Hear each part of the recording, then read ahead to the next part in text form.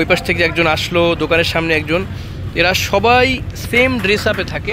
আওয়াজ শুনলে মনে হইতেছে যেন গ্রিন লাইন চলতেছে, আর দেখলে মনে হইতেছে যে ওই জায়গায় খারাপ হয়েছে, লড়তেই আছে না। কি অবস্থা! বাংলাদেশের সবচেয়ে বড় লঞ্চ সুন্দরবন 16-তে আছে 143টা, এই জায়গায় মানামিতে 144টা কেমনে?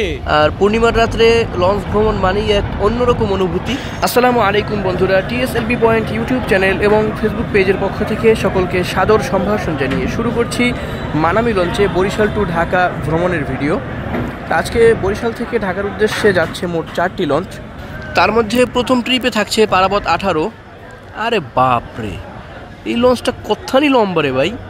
তো যাই হোক, দ্বিতীয় ট্রিপে থাকছে সুন্দরবন 16 এবং তৃতীয় ট্রিপে থাকছে এমভি মানামি, আর ভায়া লঞ্চ হিসেবে থাকছে ফারহান 7। দর্শক, ঘড়ির কাঁটা এখন 8:40। এই মুহূর্তে ফারহান 7 ছেড়ে যাচ্ছে ঢাকার উদ্দেশ্যে। এই লঞ্চটি এরপরে চরমোনাই ঘাট ধরবে, তারপরে চাঁদপুর, তারপরে ফতুল্লা হয়ে সর্বশেষ ঢাকায় গিয়ে পৌঁছাবে। আর মাঝে মাঝে এই ঘাটগুলো ধরার কারণেই এই লঞ্চটাকে ভায়া লঞ্চ বলা হয়। আর বরিশালের অফিসিয়ালি লঞ্চগুলো কোনো ঘাট ধরে না, direct Barishal to Dhaka, Dhaka to Barishal. আজকে পূর্ণিমার রাত্র, আর পূর্ণিমার রাত্রে লঞ্চ ভ্রমণ মানেই এক অন্যরকম অনুভূতি। এখান থেকেই দেখতে পাচ্ছেন চাঁদের আলোয় লঞ্চটাকে কত ঝলমলে দেখা যাচ্ছে। তো আকাশে বিশাল চাঁদ থাকার কারণে রাত্রে নদীর পরিবেশটা এত চমৎকার লাগে যেটা বলে বোঝানো সম্ভব না। আশা করি সারা রাত্র চাঁদের মিষ্টি আলোতে আপনাদেরকে নদীর সৌন্দর্য দেখাতে পারবো ইনশাআল্লাহ। তো দর্শক, যারা যারা ভিডিও দেখতেছেন অসংখ্য ধন্যবাদ জানাচ্ছি আপনাদেরকে। তবে এখনও লাইক করেন নাই ভাই, কিপটামি বাদ দেন, দ্রুত লাইক করেন, আর সাবস্ক্রাইব না করে থাকলে সেটাও করে ফেলেন, এবং কমেন্টে জানিয়ে দিন আপনাদের কাছে আমাদের ভিডিও কেমন লাগতেছে এবং কী টাইপের ভিডিও আপনারা দেখতে চান সেটাও জানিয়ে দিন। আর আপনাদের ভ্রমণ প্রিয়, লঞ্চ প্রিয় বন্ধুদের নিকট আমাদের ভিডিওগুলো শেয়ার করে দিন। প্রিয় দর্শক, ঘড়িতে এখন 9:07, আর সবার আগে সিঁড়ি উঠাচ্ছে মানামি। তো এটা আসলেই একটু কেমন যেন লাগতেছে, কারণ সবার আগে সিঁড়ি উঠানো মানেই সবার আগে ছেড়ে দেওয়া, আর মানামি সবার আগে ছেড়ে দিলে স্বাভাবিক অন্য কোনো লঞ্চ মানামিকে ওভারটেক করাটা আসলেই দুষ্কর। আমরা যেহেতু মানামি লঞ্চে আজকে ভ্রমণ করব, তো সেহেতু মানামি সবার শেষে ছাড়লেই একটু ভালো লাগতো বিষয়টা। তো দেখতে দেখতে মানামির দুইটা সিঁড়ি উঠানো শেষ এবং লাস্ট সিঁড়িটা উঠিয়ে ফেলা হচ্ছে।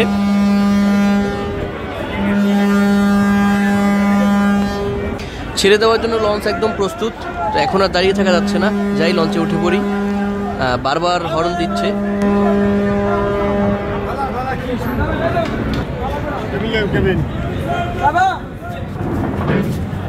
দর্শক, উঠে পড়লাম লঞ্চে, আর চলছে শেষ সময়ের প্রস্তুতি। একটু পরেই লঞ্চকে ছেড়ে দেওয়া হবে। আর দেখলেন বেশ কয়েকটা মোটরসাইকেল উঠেছে। আর এই হচ্ছে লঞ্চের টিকিট কাউন্টার এবং কেবিন বুকিংয়ের জায়গা। তো চলুন আমরা সিঁড়ি দিয়ে দোতলায় চলে যাই। এটা হচ্ছে মার্বেল পাথর দিয়ে বাঁধানো লঞ্চের লাক্সারিয়াস সিঁড়ি, এবং দুই পাশে খুবই চমৎকার ডিজাইন লাইটিং করা। তো আমরা ডান পাশ থেকে উঠি। এখানে এসে আবার সিঁড়ি দুই ভাগে বিভক্ত হয়ে গিয়েছে। তো এই যে দেখতে পাচ্ছেন দুইটা ডেস্ক, এবং এখান থেকে কেবিনের চাবি সংগ্রহ করা হয়, ভিআইপি, গোল্ড, প্লাটিনাম। তো এই ডেস্ক থেকে আপনি টিকিট অর্থাৎ কেবিন বুকিং করলে আপনাকে একটা টোকেন দিবে। তো সেই টোকেন এখানে দেখালে এখান থেকে আপনার কেবিনের চাবি দিয়ে দিবে। লঞ্চের এই ফ্রন্ট সাইডটাকেই সবচেয়ে বেশি গর্জিয়াস লুক দেওয়া হয়। এখানে যদিও ঝাড়বাতিটা বন্ধ আছে, তো তারপরেও আপনি দেখেন দ্বিতীয় তলার ফ্রন্ট সাইড কত চমৎকার। আমরা আল্ট্রাওয়াইড লেন্সে দেখাচ্ছি, মানে আগুন আগুন একদম। এখানে আপনি ছবি তোলার জন্য বেস্ট জায়গা পাবেন। আর এই হচ্ছে লঞ্চের ফ্লাড লাইট, হেডলাইট। তো এই লাইটের মাধ্যমেই রাতের বেলা দূর দূরান্ত পর্যন্ত লঞ্চ চালকরা দেখে থাকেন। এবং এখানে একটা বিশেষ নোটিশ দেওয়া আছে আপনাকে কেবিন বুকিং করার জন্য সাথে কী কী রাখা লাগবে, জাতীয় পরিচয়পত্র, জন্ম নিবন্ধন ফটোকপি, এইসব আর কি। ব্যাক গিয়ারে যাওয়ার জন্য লঞ্চটাকে একটু সোজা করে নেওয়া হচ্ছে, অর্থাৎ দেখতে পাচ্ছেন সুন্দরবন 16 থেকে একটু দূরে সরিয়ে নেওয়া হচ্ছে মানামি লঞ্চের পেছনের অংশকে।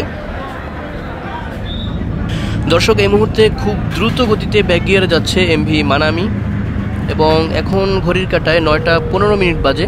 তো এই মুহূর্তে সর্বপ্রথম বরিশাল ঘাট ত্যাগ করলো মানামি। তো কেমন যেন সিরিয়ালটা উল্টো হয়ে গেল। সাধারণত ওই পাশ থেকে ফার্স্ট ট্রিপ ব্যাক গিয়ার দেয়, তো আজকে মানামি সবার আগে ব্যাক গিয়ারে যাচ্ছে। এত দ্রুত পেছনে যাচ্ছে যে পানির মধ্যে কেমন একটা আলোড়ন সৃষ্টি হচ্ছে। তো বিদায় বরিশাল, আবার দেখা হবে হয়তো কিছুদিন পরে। দেশের সর্ববৃহৎ লঞ্চ বলে কথা, কতটা লম্বা দেখেন, কেমন যেন শেষই হচ্ছে না।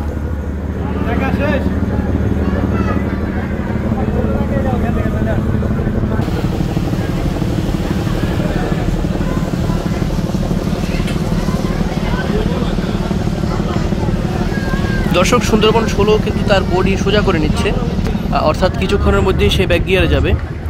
আর মানামি অলরেডি সম্পূর্ণ ঘুরে গিয়ে ঢাকার উদ্দেশ্যে টান দিল। প্রথমে কেবিন এরিয়াগুলো ঘুরে দেখব। দ্বিতীয় তলার এই সিরিয়ালে 15টা কেবিন আছে, আর এটা হচ্ছে দ্বিতীয় তলার প্রথম কেবিন, 201 নম্বর। আরে দূর, এখন আবার কিসের হর্ন দিতেছে।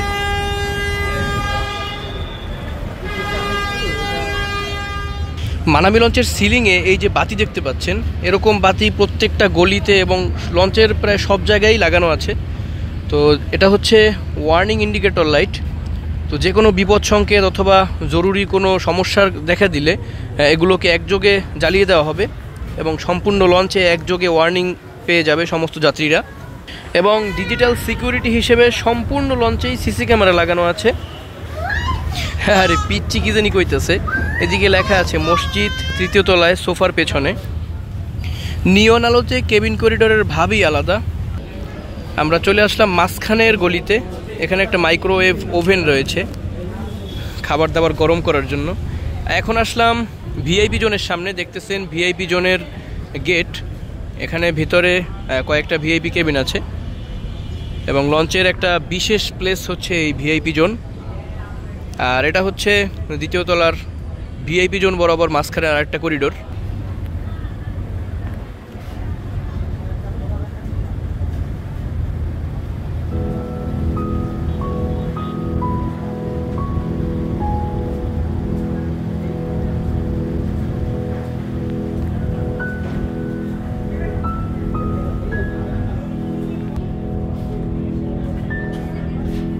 এই হচ্ছে দ্বিতীয় তলার সর্বশেষ কেবিন, 258 নম্বর।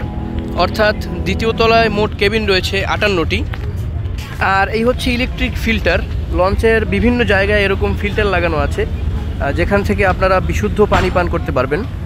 এখানে একটা কেবিনের নম্বর প্লেট লাল, এটা হচ্ছে সার্ভার রুম। এখান থেকে কেবিনের যাবতীয় প্রয়োজনগুলোকে সার্ভ করা হয়। অর্থাৎ কেবিন বয়কে আপনি কোনো কিছু দিতে বললে সে এখান থেকে নিয়ে দিবে, যেমন ধরেন জগ, পানির গ্লাস, প্রয়োজনীয় জিনিসপত্র আর কি। আর এখানে দেখেন ক্যাফে এমভি মানামি, অর্থাৎ আপনারা মানামি লঞ্চে যে সকল খাবার পেয়ে যাবেন সেগুলোর মূল্য সহ তালিকা দেওয়া আছে এখানে। এগুলো আপনি নিচে হোটেলে গিয়ে খেয়ে আসতে পারেন, অথবা কেবিন বয়কে বললে সে আপনাকে কেবিনে খাবার দিয়ে যাবে, তবে সেক্ষেত্রে টাকা বেশি লাগার সম্ভাবনা আছে। আর এই হচ্ছে টয়লেট। এখানে মানামি লঞ্চের প্রত্যেকটা গলিতেই এরকম টয়লেটের ব্যবস্থা আছে। দুই পাশে 2টা বেসিন এবং হাত শুকানোর জন্য গরম হাওয়ার মেশিন, সব কিছুই হচ্ছে নিট অ্যান্ড ক্লিন। এখানে এক পাশে আছে কমোড, যাদের বসতে সমস্যা তাদের জন্য, আর এক পাশে রয়েছে টয়লেট পুরুষ, অর্থাৎ মেয়েদের জন্য এবং ছেলেদের জন্য আলাদা আলাদা টয়লেটের ব্যবস্থা। দোতলার মাঝ বরাবর 3 তলায় যাওয়ার সিঁড়ি। তো আমরা চলে যাচ্ছি তৃতীয় তলায়। দ্বিতীয় তলা দেখা শেষ, চলুন ডান দিক থেকে ওঠা যাক। মানামি লঞ্চের স্টাফদের আলাদা একটা ড্রেস আপ আছে, আপনাদেরকে আমি স্টাফদেরকে দেখাচ্ছি। এখানে কয়েকজন স্টাফ আছে, এই যে দেখেন নিচে একজন যাচ্ছে, সিঁড়িতে একজন দাঁড়িয়ে, ওই পাশ থেকে একজন আসলো, দোকানের সামনে একজন। এরা সবাই সেম ড্রেস আপে থাকে। এটা মানামি লঞ্চের একটা পার্সোনালিটি। তবে অন্যান্য লঞ্চে যে ড্রেস নেই তেমন না, অনেক লঞ্চে এরকম ড্রেস দেওয়া আছে, কিন্তু দেখা যায় যে সবসময় স্টাফরা ড্রেস পরে থাকে না। কিন্তু মানামির স্টাফদেরকে আমি প্রায় সবসময়ই ড্রেস পরে থাকতে দেখেছি। এখানে দেখেন সেম আরও একটা টয়লেট, অর্থাৎ করিডোরের প্রত্যেকটা গলিতে এরকম ডাবল ডাবল টয়লেট এবং বেসিন লাগানো। এখানে এক পাশে হচ্ছে ওয়াশরুম অর্থাৎ গোসলখানা, আরেক পাশে হচ্ছে টয়লেট মহিলা। এত বছর বয়স হয়ে যাওয়ার পরেও লঞ্চটার ভেতরে সব কিছু পরিপাটি পরিচ্ছন্ন। এইদিকে সোফা, মানে সোফা জোন হচ্ছে তৃতীয় তলার একদম পেছনের দিকে। তো যেটা এখানে একটা বোর্ডের মাধ্যমে দেখিয়ে দেওয়া হয়েছে, যদিও বোর্ডের লাইটটা আপাতত বন্ধ। আর এই তৃতীয় তলায় এসে দেখলাম যে নীল আলোটার প্রভাব একটু বেশি। মানামির তৃতীয় তলায় নীল কালারটা চরমভাবে ফুটানো হয়েছে এবং আমরা চলে আসলাম তৃতীয় তলার একদম ফ্রন্ট সাইডে, একদম সামনে। এখানেও কৃত্রিম একটা জায়গা তৈরি করা, মানে গাছগুলো কৃত্রিম আর কি, প্লাস্টিকের, এবং এখানে একটা মানামির লোগো লাগানো। তো যদিও লোগোর ভিতরের বাতিটা বন্ধ, আর এই হচ্ছে মাঝখানের ঝাড়বাতি। এই পাশের লোগোটায় আবার বাতি জ্বলে আছে, যার কারণে স্পষ্ট দেখা যাচ্ছে। দর্শক, এই মুহূর্তে আমরা বেলতলা খেয়াঘাট অতিক্রম করতেছি, আর এখান থেকে দেখতেছেন বেলতলা ডকইয়ার্ডে সুন্দরবন 11 লঞ্চকে। তো প্রত্যেকবার ঢাকার থেকে আসা অথবা বরিশাল থেকে ঢাকা যাওয়ার পথে এই লঞ্চটাকে আমরা দেখি। এই লঞ্চটা নিয়ে একটা ভিডিও বানানোর চিন্তাভাবনা আছে, তো আপনারা কি বলেন জানাইন কমেন্টে। তা আমরা তৃতীয় তলার একদম সামনের থেকে এখন কেবিনের দিকে চলে যাব, দেখব তৃতীয় তলায় মোট কয়টা কেবিন আছে। আর লম্বা করিডোর, এটা ফুল করিডোর হেঁটে যেতে লাগলে অনেক সময় লাগবে। তো এই হচ্ছে তৃতীয় তলার প্রথম কেবিন 301। দ্বিতীয় তলায় দেখে আসলাম 58টা। তো এখন দেখব 3 তলায় আছে মোট কয়টা। আর এই দিক থেকে হচ্ছে 4 তলায় যাওয়ার সিঁড়ি। তো যেহেতু আমরা আগে 3 তলা দেখব, তো তৃতীয় তলাটা সম্পূর্ণ দেখে নেই তারপরে। আর এই সিঁড়িটার লোকেশন হচ্ছে তৃতীয় তলায় সামনের দিকে বাম পাশে। হ্যাঁ, অনেকেই এই সিঁড়ি খুঁজে পেতে কষ্ট হয়, তাই বলে দিলাম। এবং 3 তলার ঠিক মাঝ বরাবর আসলে আপনারা পেয়ে যাবেন এই কফি শপ বা দোকান, যেখানে মোটামুটি সব কিছুই পাওয়া যায়। এটা হচ্ছে তৃতীয় তলার মাঝখানের করিডোর। এখান থেকে সোজা চলে যাওয়া যায় সোফা প্লেসে। তৃতীয় তলার শেষ মাথায়ও দেখতে পাচ্ছেন একদম সেই সেম ক্যাটাগরির টয়লেট। এখানে বেসিন, হ্যান্ড ওয়াশ, তারপরে হাত শুকানোর যন্ত্র। লেখা আছে টয়লেট ব্যবহার শেষে পর্যাপ্ত পানি ঢালুন, অন্যের ব্যবহার উপযোগী রাখুন। খুবই চমৎকার একটা লেখা। এখানে একপাশে কমোড এবং একপাশে পুরুষদের জন্য বাথরুম। আর ওই হাত শুকানোর যন্ত্রটা সম্পর্কে যারা জানেন না তাদেরকে বলে রাখি, ওর নিচে আপনার ভেজা হাতটা ধরলেই ওখান থেকে গরম বাতাস বের হবে এবং আপনার হাতটা মোটামুটি শুকিয়ে যাবে। মসজিদ তৃতীয় তলায় সোফার পেছনে, আর এটাই হচ্ছে সেই সোফা জোনের গলি। তো এখানে লেখা আছে ওয়েলকাম টু সোফা জোন। তো চলুন সোফা জোনটায় একটু নজর দেই। যদিও এখানে প্রাইভেসির একটা ব্যাপার আছে, অনেক মানুষ সোফায় শুয়ে আছেন, তো এই জন্য তাদের দিকে ক্যামেরাটা ঘোরানো ঠিক হবে না। এ হচ্ছে সোফা জোনের সামনে লকার। তো এই লকারটা প্রত্যেকটা সোফার যে নম্বর আছে ওই নম্বরে লকার মিলিয়ে আপনি আপনার ব্যাগ রেখে দিবেন। এবং সোফাগুলো বেশ লম্বা লম্বা, আপনি সোফায় সম্পূর্ণ ঘুমিয়ে আরামসে যেতে পারবেন। আর এই হচ্ছে ডাইনিং টেবিল। এখানে খাওয়ার জন্য একটা ছোট্ট টেবিল রাখা হয়েছে এবং চেয়ার রাখা হয়েছে। আর এই লকারটা সম্ভবত স্টাফদের। এবং এই পাশটা হচ্ছে মসজিদ। দর্শক, এবার আমরা চলে আসলাম তৃতীয় তলার সর্বশেষ কেবিনের সামনে। ভাই রে ভাই, 386, একতলায় 86টা কেবিন। হোয়াট! মানামি লঞ্চে এত জায়গা কই পাইল? গাইজ, কেবিন সংখ্যা দেখা মাথা পুরেই ঘুরে গেছে। এখন 4 তলায় গিয়ে দেখি কি অবস্থা। তো চলে আসলাম চিকুন সরু সিঁড়ি বেয়ে 4 তলায়, এবং প্রথমেই আমরা চলে যাব মাস্টার ব্রিজে। চাঁদের আলোতে একজন নামাজ আদায় করতেছে। চাঁদ মামাকেও দেখতে পাচ্ছেন, একদম ফকফকে তকতকে, মিষ্টি আলোয় ভরে দিচ্ছে।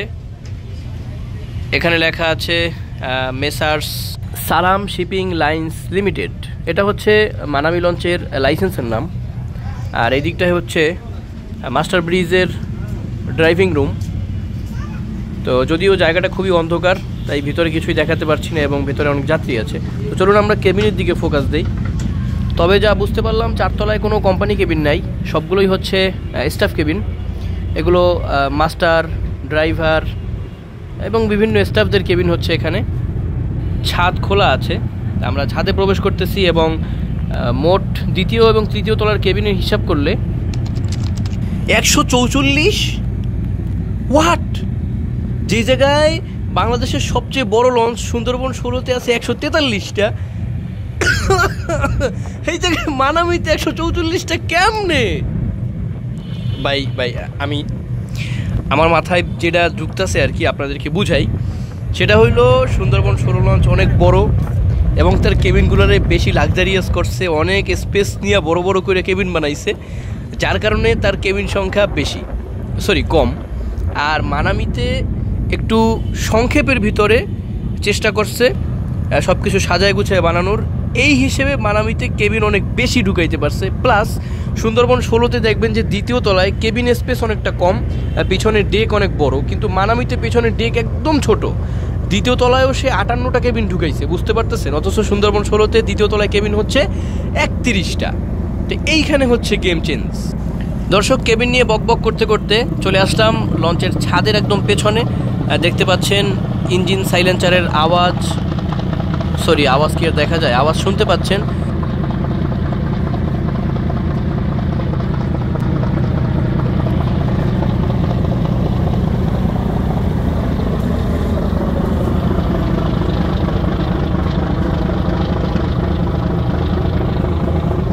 দর্শক, সম্পূর্ণ মানামি লঞ্চকেই ঘুরিয়ে দেখাচ্ছি। আর এই হচ্ছে মানামি লঞ্চের সাইলেন্সার এবং সাইলেন্সার ফানেল। এখান থেকে প্রচুর আওয়াজ হচ্ছে। আর দেখেন রাতের বেলা লঞ্চের যে একটা চমৎকার ভিউ পাওয়া যাচ্ছে, আমি আলট্রা ওয়াইড মোডে নিয়ে দেখাচ্ছি। এবার দেখেন চাঁদ এবং চাঁদের হালকা আলোতে আলোকিত নদী, চলছে দুর্দান্ত গতিতে মানামি। মানে সব কিছুই কেমন যেন উপভোগের শেষ নেই। মানামি লঞ্চের ইঞ্জিনের কাছে এখনও যাওয়া হয় নাই, তো গেলে দেখতে পারবেন।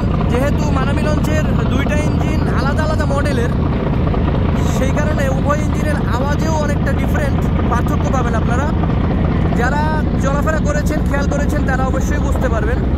আর এই হচ্ছে মানামি লঞ্চের সুকান। এই যে হাইড্রোলিক ঘুরতেছে, হাইড্রোলিকের মাধ্যমে সুকানকে ঘোরানো হচ্ছে। তো এই জায়গাটা গ্রিল দিয়ে আটকানো থাকে, অন্যথায় যে কোনো সময় বিপদ ঘটতে পারে। আর এবার দেখেন লঞ্চের প্রপেলার থ্রাস্ট।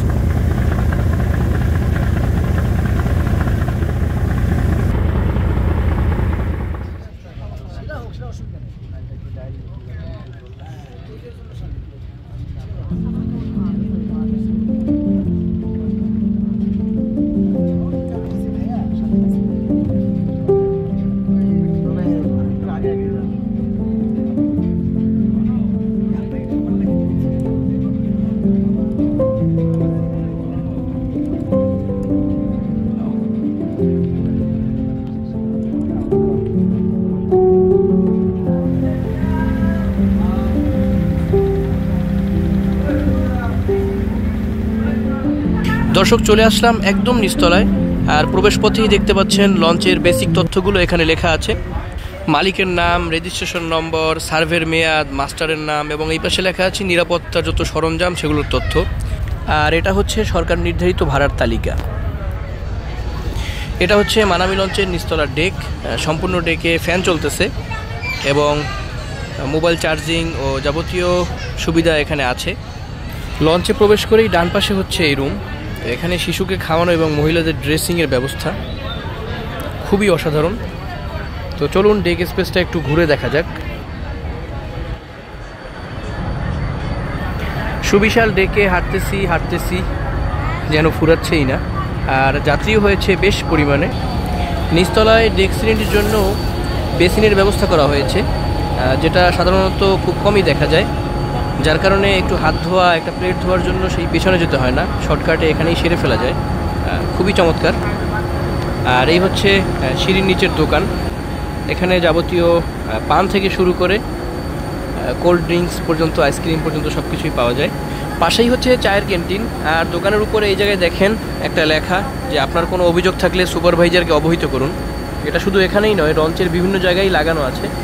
চায়ের দোকানে চা বানানো হচ্ছে, দেখতে পাচ্ছেন রং চা এবং দুধ চা। আর এই পাশটাতে হচ্ছে ইঞ্জিন রুম। এখানে বড় করে লেখা ধূমপান নিষেধ, এবং দেখতে পাচ্ছেন জেনারেটরের একটা খুলে রাখা অংশ এখানে রেখে দেওয়া হয়েছে। এখানে দুটি এক্সট্রা প্রপেলার রাখা আছে, তার মধ্যে এটাকে দেখতে একটু পুরনো পুরনো মনে হয়, উপরে লুঙ্গি গেঞ্জি শুকা দেওয়া। আর এই পাশেরটা হচ্ছে একদম নতুন, সীসা দিয়ে বানানো, ঝকঝকে তকতকে। প্রপেলার শ্যাফটও দেখতে পাচ্ছেন একদম চিকচিক করছে। এক্সট্রা এগুলোকে রাখা হয়েছে কারণ যদি চলমান প্রপেলারে কোনো প্রবলেম হয় তাহলে যাতে করে ইমার্জেন্সি চেঞ্জ করার প্রয়োজন হলে সেটা করা যায়। এখানে বেশ কয়েকটা বাইক রাখা।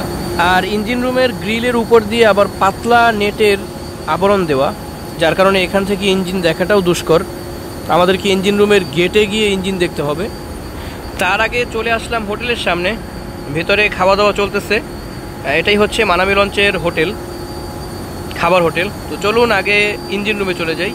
এখন দেখতে পাচ্ছেন মানামি লঞ্চের ডান পাশের ইঞ্জিন। এটি হচ্ছে 6 সিলিন্ডার বিশিষ্ট ইয়ানমার ব্র্যান্ডের 2200 হর্স পাওয়ারের ইঞ্জিন, এবং এর ওই পাশে রয়েছে একটি বড় জেনারেটর যেটা আপনারা দেখতে পাচ্ছেন। আর বাম পাশের ইঞ্জিনটি হচ্ছে ডাইহাটসু ব্র্যান্ডের 6 সিলিন্ডার বিশিষ্ট 2400 হর্স পাওয়ারের ইঞ্জিন। তো একটা ইয়ানমার এবং একটা ডাইহাটসু সম্পূর্ণ আলাদা দুইটা ব্র্যান্ডের আলাদা মডেলের ইঞ্জিন দিয়ে কিন্তু মানামি তার এই দ্রুতগামী সার্ভিস দিয়ে যাচ্ছে। চলে আসলাম নিচতলার একদম পেছনে। এখানে ছোট্ট করে একটু উজুখানা এবং কয়েকটা টয়লেট আছে। তো যেহেতু লোকজন টয়লেটে আছে সেহেতু ওইদিকে আমরা ক্যামেরা ঘোরাচ্ছি না। আর এই হচ্ছে প্রপেলার থ্রাস্ট। তো চলে যাব দ্বিতীয় তলায়। এই সিঁড়িটাকেও মার্বেল পাথর দিয়ে বাঁধানো। তো চলে আসলাম দ্বিতীয় তলার ডেকে। তো এখানে ডেক স্পেস খুবই কম, একদম অল্প জায়গা, অর্থাৎ শুধুমাত্র ইঞ্জিন রুমের ওপরের অংশটা।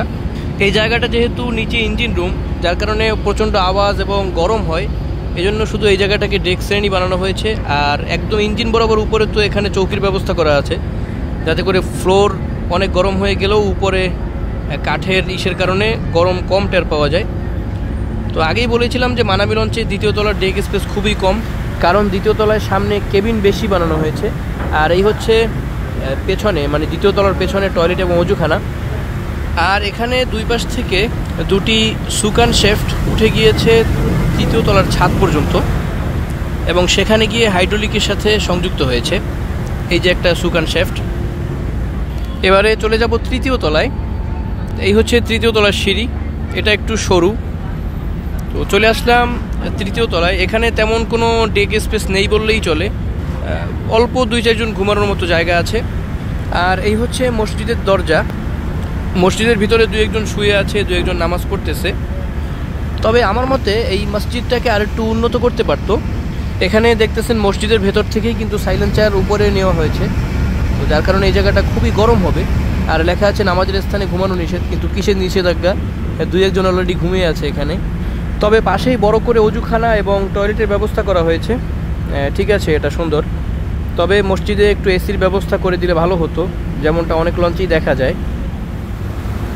মোটামুটি গতিতে চলতেছে মানামি, যেটা প্রপেলার থ্রাস্ট দেখে বোঝা যাচ্ছে। আর অনেকটা দূরে দেখতে পাচ্ছেন সুন্দরবন 16, সে একটা মোড় ঘুরবে এখন। আর এরও অনেকটা দূরে রয়েছে এমভি পারাবত 18। সামনের দিক থেকে ছাদের গেট খোলা থাকলেও এই পিছনে ছাদের গেট আটকানো। এই সিঁড়ির থেকে ছাদে যাওয়া হয়, কিন্তু দেখতে পাচ্ছেন তালা মারা। কিছুক্ষণ পরে পরে এরকম হাত ধোয়ার বেসিন এবং ময়লা ফেলানোর ডাস্টবিন রাখা আছে, যাতে করে নদী দূষিত না হয়। কিন্তু কে শুনে কার কথা?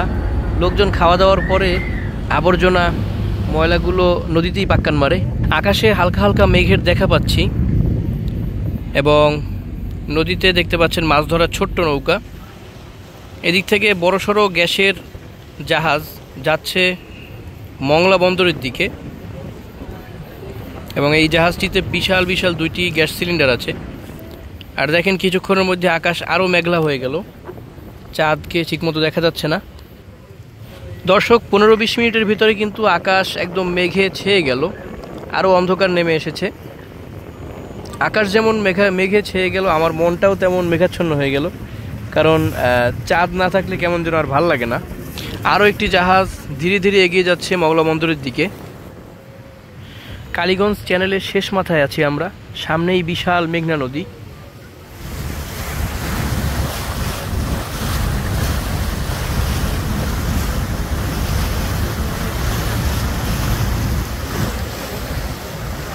দর্শক, এই মুহূর্তে আমরা কালীগঞ্জ চ্যানেল অতিক্রম করে মেঘনা নদীতে নেমে যাচ্ছি। দেখতেছেন মানামি লঞ্চ মেঘনা নদীতে ঘুরতেছে কালীগঞ্জ চ্যানেলের একদম শেষ প্রান্তে।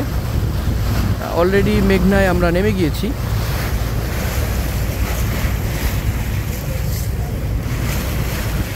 লঞ্চ একদম সম্পূর্ণ ঘুরে যাবে মেঘনা নদীতে। এইদিকে নদীর কোনো কুল কিনারা দেখতে পাচ্ছি না, যতদূর তাকাই শুধু পানি আর পানি। এবং ওইদিকেও দেখতে পাচ্ছেন দূরে কিছু আলো দেখা যাচ্ছে, কিন্তু নদীর পার দেখা যাচ্ছে না কোনো।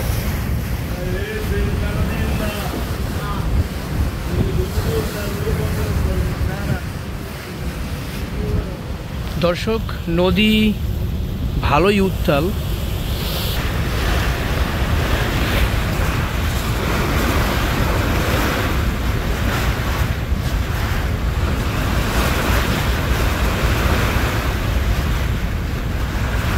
দর্শক, উত্তাল মেঘনার বুক চিরে এগিয়ে চলছে এমভি মানামি লঞ্চ এবং আপনারা পানির আওয়াজ স্পষ্ট শুনতে পাচ্ছেন। তো বৃষ্টির সিজনে, মানে এই পানির সিজনে যেটা হয়, লঞ্চ ঢাকার দিকে যাওয়ার সময় দেখা যায় পেছন দিক থেকে ঢেউ আসতেছে, বাতাস আসতেছে, মানে সমুদ্রের দিক থেকে। তো যেহেতু দক্ষিণ দিকে বঙ্গোপসাগর আর ঢাকা হচ্ছে উত্তর দিকে, তো দক্ষিণ দিককে পেছনে ফেলে উত্তর দিকে এগিয়ে চলে লঞ্চ, যার কারণে সমুদ্রের দিক থেকে বাতাস আসে, ঢেউ আসে। যদিও নদীতে ঢেউ পেছন দিক থেকে আসার কারণে কিছুটা অনুভূত হয় যে ঢেউ আসতেছে, কিন্তু বাতাসের এক ছিটো ফোঁটাও গায়ে লাগে না, মনে হচ্ছে যেন থমকে আছে সব কিছু, অথচ পেছন দিক থেকে কিন্তু বাতাস আসতেছে। তো সব কিছু নদীর লঞ্চের অনুকূলে হওয়ার কারণে বিষয়গুলো অনুভূত হয় না।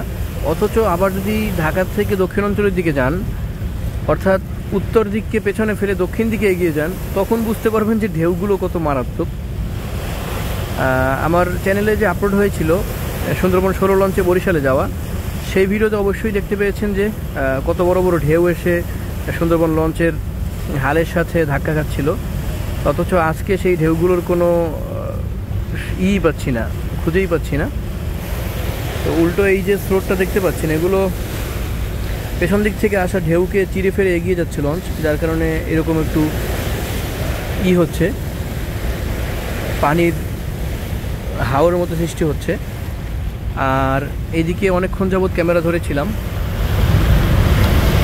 আমাদের মানামি লঞ্চের পেছন দিক দিয়ে ডান সাইডে সুন্দরবন 16 অনেকটা দূরে রয়েছে লঞ্চটা। আর যদি আরেকটু দূরে দেখাই, এই হচ্ছে পারাবত 18। তো বরিশালের 3টি লঞ্চই মোটামুটি কাছাকাছি আছে। আমরা মানামিতে আছি সবার সামনে, তারপরে সুন্দরবন 16 আছে এবং সর্বশেষ পারাবত 18। দর্শক, আমরা আবারও চলে আসলাম মানামি লঞ্চের একদম নিচতলায় পেছনে। তো যেটা বলেছিলাম যে নদীর ঢেউ বাতাস সব কিছুই আমাদের অনুকূলে, তবে আমি এটা খেয়াল করিনি যে নদীর স্রোত হচ্ছে আমাদের সম্পূর্ণ প্রতিকূলে। অর্থাৎ নদীতে ভাটা পড়েছে এবং নদীর পানি যাচ্ছে সমুদ্রের দিকে, আর আমরা যাচ্ছি ঢাকার দিকে। আমাদেরকে স্রোতের বিপরীতে চলতে হচ্ছে, যার কারণে কিন্তু ইঞ্জিনের প্রতি ভালো প্রেশার পড়তেছে, কষ্ট হচ্ছে লঞ্চকে ঢাকার দিকে এগিয়ে যেতে, এবং আগামীকালকে ঢাকা পর্যন্ত পৌঁছতে হয়তো একটু দেরিও হবে। এই বরাবর নিচে হচ্ছে বাম পাশের সুকান এবং প্রপেলর, আর এই সুকান শেফট এটা চলে গিয়েছে সম্পূর্ণ 3 তলা পর্যন্ত, যেটা আমি আপনাদেরকে আগেও দেখিয়েছি। আর ঠিক লঞ্চের ওই পাশ থেকে এই যে দেখতে পাচ্ছেন আরেকটা সুকান শেফট, এটা বরাবর নিচে হচ্ছে ডান পাশের সুকান, এবং এর একটু সামনেই হচ্ছে প্রপেলর। এই দুইটা প্রপেলর ঘোরার কারণেই পেছনে এই থ্রাস্ট তৈরি হচ্ছে। চলে আসলাম লঞ্চের একদম সামনে, আর এখান থেকে দেখেন সুন্দরবন 16 আমাদের আগে চলে যাচ্ছে। দর্শক, আজকে সুন্দরবন 16 একটু চমক দেখাচ্ছে। তো মানামি লঞ্চের পেছনে ছিল, সে হঠাৎ করে নদী পাড়ি দিয়ে ওই পারে চলে গেল, মানে বলতে পারেন মেঘনা নদীর বাম পার দিয়ে আমরা যাচ্ছি আর ডান পাশ দিয়ে যাচ্ছে সুন্দরবন 16। তো সে আস্তে আস্তে কিন্তু সামনে গিয়ে যাচ্ছে। অবশ্যই একটু আগে আরও সামনে ছিল, কিন্তু হুট করেই মানামি কেমন যেন আবার সামনে এগিয়ে যাচ্ছে। মানে দূরত্ব বজায় রেখে হলেও একটা হাড্ডাহাড্ডি বলতে পারেন চলতেছে হালকা পাতলা। এবং ঢাকা থেকে আসা দুইটা লঞ্চ সুন্দরবন 16কে ক্রস করে তাদের গন্তব্যের দিকে এগিয়ে যাচ্ছে। আর পারাবত 18 এখনও এই যে দেখাই মোটামুটি ভালো পেছনে আছে সে।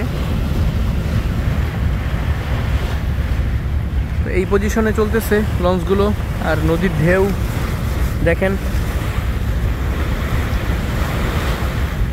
সেরকম বিপরীতমুখী ঢেউ নেই।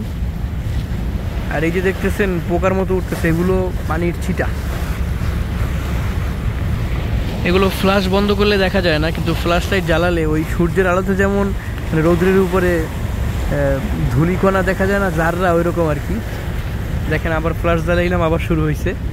মানে পানির যে সামনে যেই থ্রাস্ট তৈরি হচ্ছে হালের সাথে, সেখান থেকে ক্ষুদ্র ক্ষুদ্র পানির কণাগুলো উড়ে আসতেছে, যেগুলোকে আর কি বলবো, পানির কণা আর কি।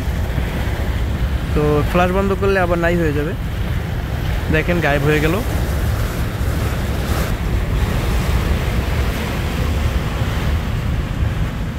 হুট করেই আবার সুন্দরবন 16 নদী পাড়ি দিয়ে এপারে আসতেছে। কী কারণে এদিকে আবার আসা শুরু করলো বুঝলাম না। যাই হোক, সুন্দরবন 16 এই পারে আসতেছে, আমাদের পেছনে আবার চলে আসবে হয়তো। আর অনেকক্ষণ আগে ছাদে গিয়েছিলাম, এখন আবার একটু ছাদে যাব, কফি খাবো, যেগুলো এখনও করা হয় নাই। এতক্ষণে ছাদ বন্ধ করে দিয়েছি কিনা সন্দেহ। আর আমরা যখন বরিশাল থেকে লঞ্চে রওনা করি তখন কিন্তু আকাশ একদম পরিষ্কার ছিল, চাঁদ একদম দেখাচ্ছিল, কিন্তু এখন আকাশ মেঘলা। চাঁদ যদিও লঞ্চ বরাবর উপরে চলে আসছে, তো আমরা উপরে গিয়ে দেখবো যে কী পরিস্থিতি। আর অন্যদিকে সামনের থেকে হয়তো বরিশালের লঞ্চগুলো আসতেছে, যেগুলো আজকে ঢাকার থেকে বরিশালের উদ্দেশ্যে রওনা করেছে। তো আরেকটু সময় অপেক্ষা করে তারপরে আমরা ছাদে চলে যাব এবং কফি খাবো। এই মুহূর্তে লঞ্চের গতি দেখতে পাচ্ছেন, 15-16 কিলোমিটারে ওঠানামা করতেছে। তো ঘন্টায় 16 কিলোমিটার বেগে চলতেছে লঞ্চ, যেটা অতটা বেশি না, কিন্তু স্রোতের বিপরীতে চলতেছে যেহেতু, সেই কারণে কিন্তু ঘন্টায় 16 কিলোমিটার দেখতে পাচ্ছি আমরা। চলে আসলাম লঞ্চের ছাদে, আর মাশাআল্লাহ ছাদ এখনও খোলা আছে। আর উপরের দিকে দেখেন চাঁদ মামারে মাঝে মাঝে দেখা যায়, মাঝে মাঝে ঢাকা পড়ে যায় হালকা হালকা মেঘের আবরণে। আর এই দিকটায় দেখেন ঢাকার থেকে আগত এম খান 7-এর দেখা পেয়ে গেলাম আমরা। আর আমরা এখন আছি হাইমচরে। তো হাইমচর অতিক্রম করতেছি, যেটা চাঁদপুরের মোটামুটি কাছাকাছি। ঢাকা থেকে আসা বরিশালের লঞ্চগুলোর মধ্যে সর্বপ্রথম আমরা এম খান 7 লঞ্চের দেখা পেয়ে গেলাম। লঞ্চটা এখনো এত পরিমাণ আলো যে দূর থেকে একটা বাতির বস্তা মনে হয়। তো সবার আগে এম খান 7 বরিশালের উদ্দেশ্যে যাচ্ছে। ঢাকার থেকে কত নম্বরে ছেড়েছে সেটা জানি না, কিন্তু সর্বপ্রথম বরিশালের লঞ্চ হিসেবে এম খান 7-এর দেখা আমরা পেয়েছি। দেখতেছেন ভালো গতির সাথেই বরিশালের উদ্দেশ্যে এগিয়ে যাচ্ছে এমভি এম খান 7।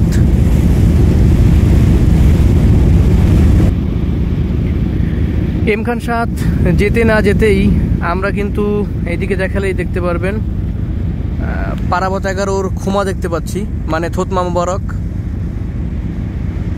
দূর থেকে যেটা দেখলেই চেনা যাচ্ছে, এই যে পারাবত 12 গোল্ডেন কালার লাইটে সুসজ্জিত, এবং সে কিন্তু বড় বড় ঢেউয়ের মোকাবেলা করে বরিশালের উদ্দেশ্যে এগিয়ে যাচ্ছে পারাবত 12। এখান থেকে দেখলেও আপনারা বুঝতে পারবেন যে তার হালের সাথে ঢেউ ধাক্কা খেয়ে কিন্তু পানি দূরে ছিটকে পড়তেছে, কারণ ঢেউ সবগুলোই তার প্রতিকূলে, হ্যাঁ আমাদের অনুকূলে।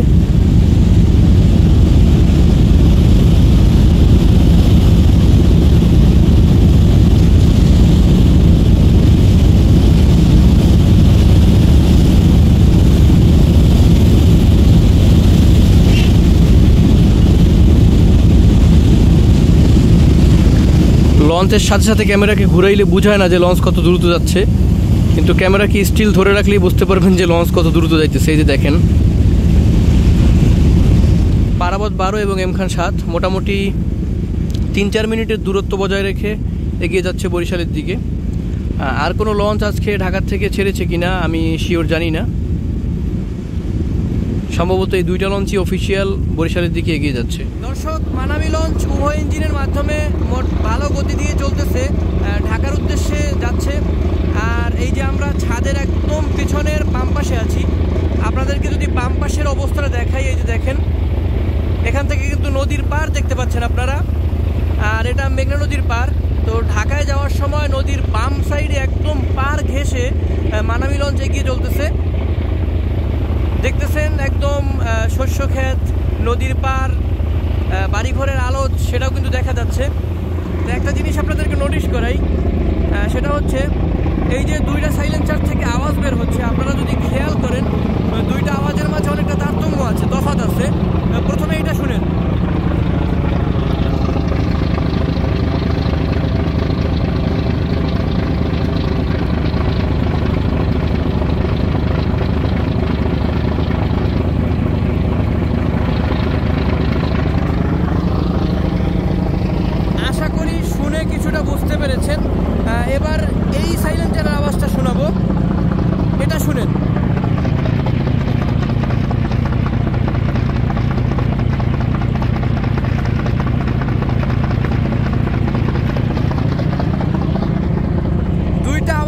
হচ্ছে মানে যারা এই লঞ্চের আওয়াজগুলো নিয়ে গবেষণা করেন আর কি, আওয়াজটাকে পছন্দ করেন অথবা শ্রবণ করেন, তারা বুঝতে পারবেন যে দুইটা আওয়াজের মধ্যে অনেকটা তফাৎ আছে, যেহেতু দুইটা ইঞ্জিন আলাদা।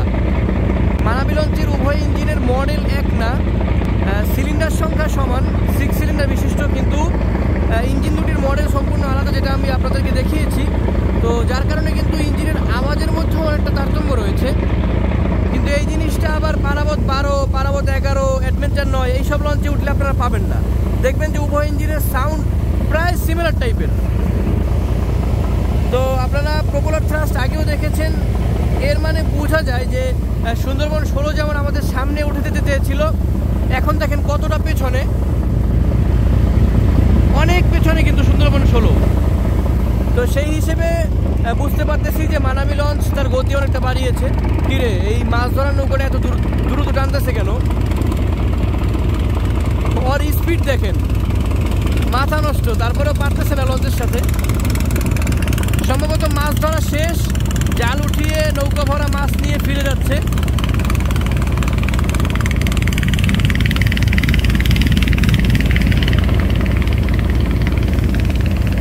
ওদের এইসব ট্রলারে আসলে প্রচণ্ড গতির প্রয়োজন হয়, কারণ যে কোনো সময় দ্রুতগামী লঞ্চ আসলে যখন তখন তাদেরকে জায়গা চেঞ্জ করার জন্য তাদেরকে পাওয়ারফুল ইঞ্জিনের ইউজ করা লাগে।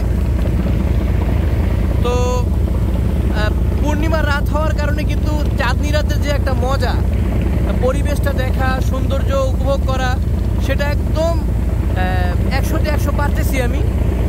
যদিও মাঝখানে অনেকটা মেঘলা হয়েছিল, কিন্তু এখন দেখেন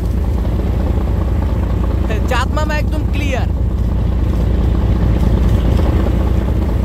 আশেপাশে কিছু মেঘ থাকলেও সেটা চাঁদের উপরে দেখতে পাচ্ছি, চাঁদ কিন্তু একদম ক্লিয়ার দেখা যাচ্ছে। এবং নদীর আশপাশও দেখতে পাচ্ছেন, অনেক দূর দূরান্ত পর্যন্ত দেখা যাচ্ছে। নদীর ওই পারে যে চিকুন হালকা করে যে নদীর পার দেখা যাচ্ছে, সেটাও কিন্তু ক্যামেরায় উঠে আসতেছে।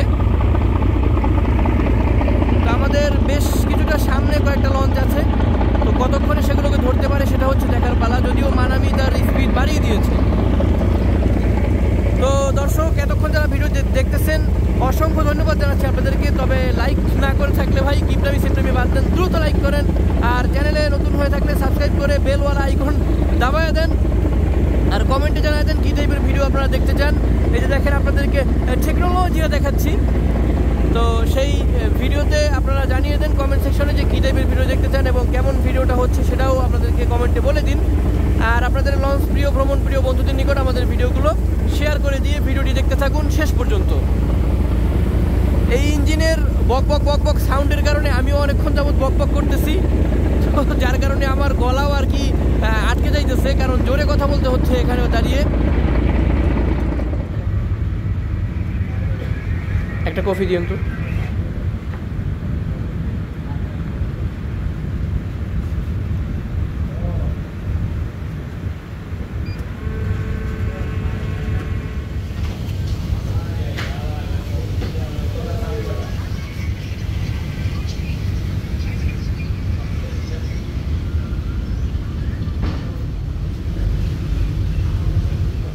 টাকায় এত বেশি কফি দেয়, একদম কাপ ভরে দিয়েছে, যেটা নিয়ে হাঁটতেও প্রবলেম হচ্ছে।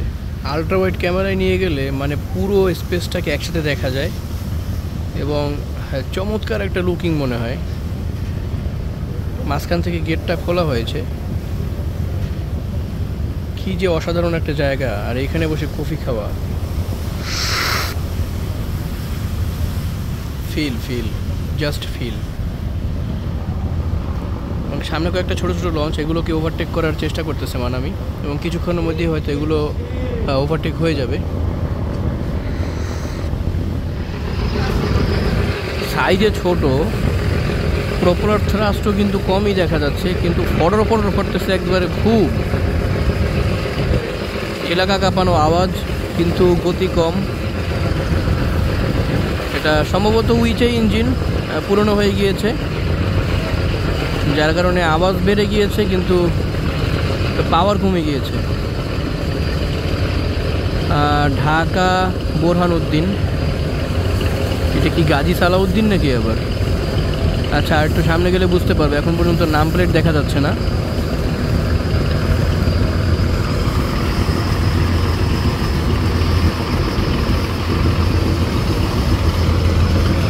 একবারে ধরে পাশ থেকে ওভারটেক করা হচ্ছে। এমভি মানামির কাজ কাম।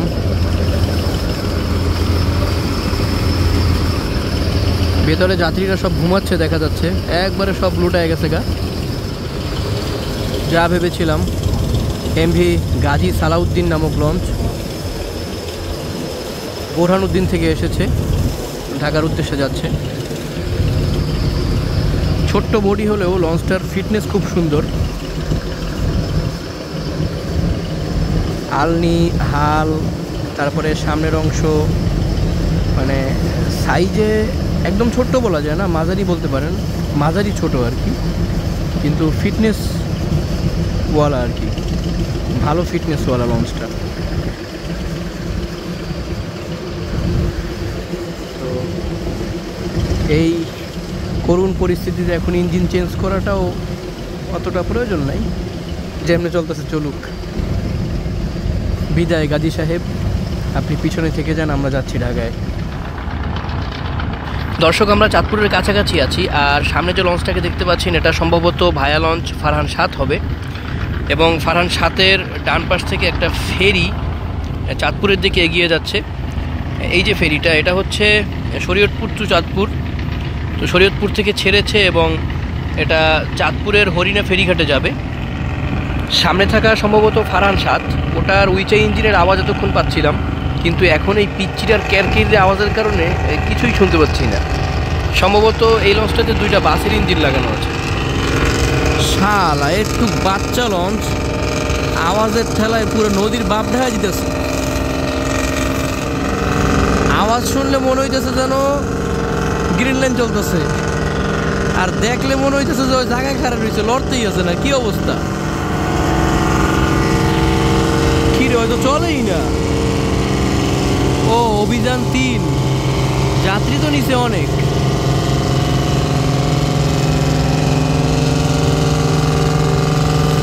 বাইরে ভাই, এই লঞ্চে মানুষের চলে কেমনি, মানে হ্যাঁ মাথা কেমনি ঠিক থাকে? আমি তো এই পাশের লঞ্চে বসে আমার মাথা ধরে গেছে ওর সাউন্ডের কারণে। আজও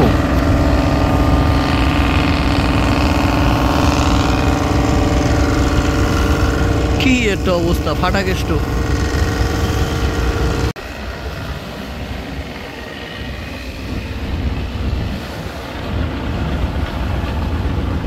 এদিকে ফারহান 7 আস্তে আস্তে ধরাশয়ী হচ্ছে।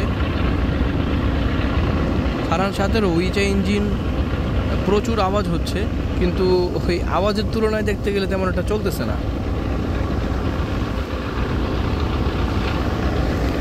মানে মানামির হিসেবে আর কি। শালার পোলাপান লেজার লাইট মারে। দর্শক, এই জায়গায় বিষয়টা একটু আপনারা ইমাজিন করতে পারবেন। দেখেন, ফারহান 7 লঞ্চের ইঞ্জিনের সাইলেন্সার থেকে কিন্তু ধোঁয়া বের হচ্ছে, আর ধোঁয়া বের হয়ে সাধারণত পেছনের দিকে যাওয়ার কথা, পিছে না গিয়ে ধোঁয়া যাইতেছে সামনের দিকে। মানে কি একটা অবস্থা, লঞ্চে যাইতেছি, বাতাস হইতেছে, এটাকে মানে টেরেই পাইতেছি না। তো ধোঁয়াগুলো বের হয়ে পিছন থেকে বাতাসে ধোঁয়া সামনে নিয়ে যাচ্ছে। সাধারণত লঞ্চে চলাচল করলে অথবা নৌপথে চললে সামনের দিক থেকে বাতাস আসার কথা।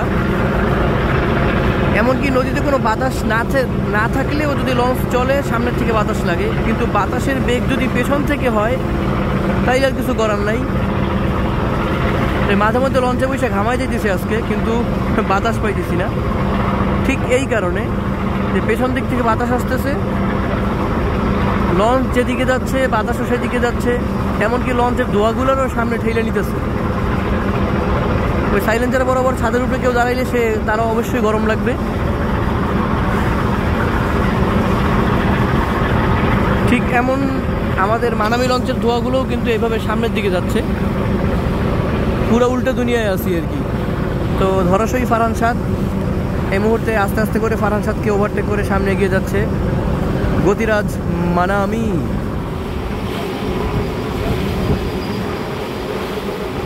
এই ফাজিল পোলাটা ক্যামেরার দিকে লেজার লাইট মারতেছে, যদি আমার ক্যামেরা নষ্ট হয়ে যায়। ধুর পোলাপান। ফারহান সিরিজের সবগুলো লঞ্চই প্রায় দেখতে একরকম, যার কারণে আপনি দূর থেকে দেখলে সাধারণত গেস করতে কষ্ট হবে, বুঝবেন না যে এটা ফারহান কত, নম্বর কত। মানে ফারহান এটা বুঝতে পারলেও নম্বরটা বোঝাটা কষ্টকর হয়ে যায় মাঝে মাঝে। আবার দেখেন লঞ্চের পতাকাটা, লঞ্চ যাইতেছে সামনের দিকে, পতাকা অবশ্যই পিছনের দিকে উঠবে।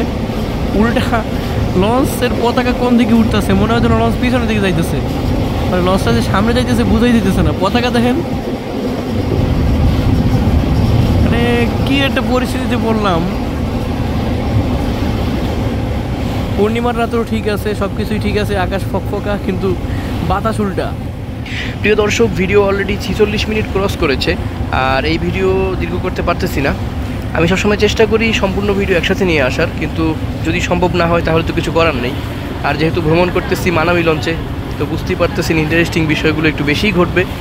আর মানামি এমন একটা লঞ্চ যেখানে A to Z সব কিছু রয়েছে, তো এটাকে 10-এ 10 না দিলে ভুল হবে। আর মানামিতে উঠেছি, রেসিং হবে না তা কি হয় নাকি?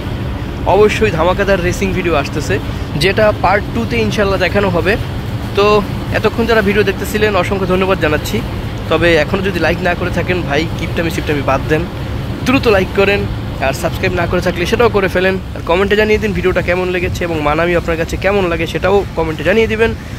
আর আপনারা কী টাইপের ভিডিও দেখতে চান সেটাও জানাবেন, এবং আপনাদের ভ্রমণ প্রিয় লঞ্চ প্রিয় বন্ধুদের নিকট আমাদের ভিডিওগুলো শেয়ার করে দিবেন। তো বন্ধুরা, পার্ট 2 দেখার আমন্ত্রণ জানিয়ে সকলের সুস্থতা কামনা করে শেষ করছি আজকের ভিডিও। ধন্যবাদ সকলকে, আল্লাহ হাফেজ।